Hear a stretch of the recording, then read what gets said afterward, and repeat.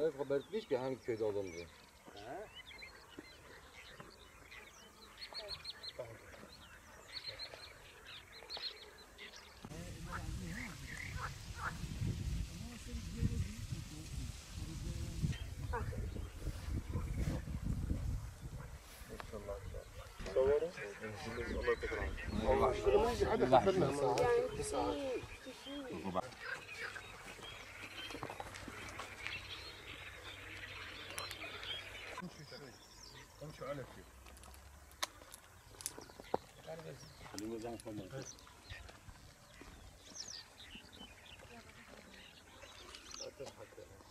Şu anda bütün arazilerimiz mahkemelik olduğu için 6 senedir mahkemelik olduğu için biz hiç devletten herhangi bir para yardımı almadık. Ve herhangi bu baraj suyunun bize yeteceğine dair herhangi bir devlet yetkililerinden herhangi bir talep gelmedi. Bize gelmedi. Ve şu anda arazilerimiz sular altında kalıyor. Ve biz devlet yetkililerinden bize yardımcı olmalarını istiyoruz. Şu anda röportaj yaptığımız toprak dahi şu anda Mısır toprağıdır, arazisidir. Şu anda dünyanın masrafı, diğeri domatesdir, diğeri patlıcandır, karpuzdur, mısırdır, buğdaydır. Hepsi sular altında ve şu anda 1000 dönüme yakın arazimiz sular altında kaldı. Ve şu anda su geliyor, yavaş yavaş geliyor.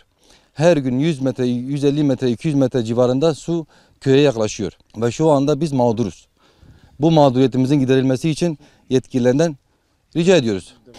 Şu anda yaklaşık dediğim gibi 1000 dönüme yakın su altına kalmış bizim arazilerimiz. Çünkü niye? Karşımızda Sinan köyü var, onlara tebligat gönderilmiş. Zilek köyüne tebligat gitmiş. Soğuksu köyüne tebligat gitmiş. Arazilerinizi ekmeyin diye. Yalnız sadece bize bu tebligat bize gelmedi. Ve gelmediği için ve topraklarımız çok kaliteli olduğu için biz dedik ki ekelim. Suyun bu kadar hızlı geleceğini tahmin edemedik. Ve şu anda 6 senedir bizim arazilerimiz mahkemeliktir.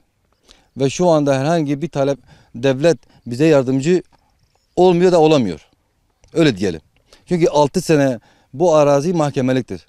Ve hala doğru düzgün bir keşfi de yapılmadı. Biz köylü olarak biz mağduruz. Sonuçta bu araziler bir emekle ekiliyor, biçiliyor.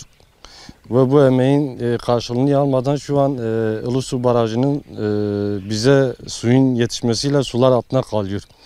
Sadece biz devlet büyüklerimizden ricamız bilirkişi gelsin, bu arazileri tespit etsin. Kimin hasarı neyse yeter ki bu hasarın devlet tarafından köylü kesimine arazi eken kişilere yani bize tebliğ edilmesidir. Hani diyorlar işte köylü sakinleri şehrin efendisidir.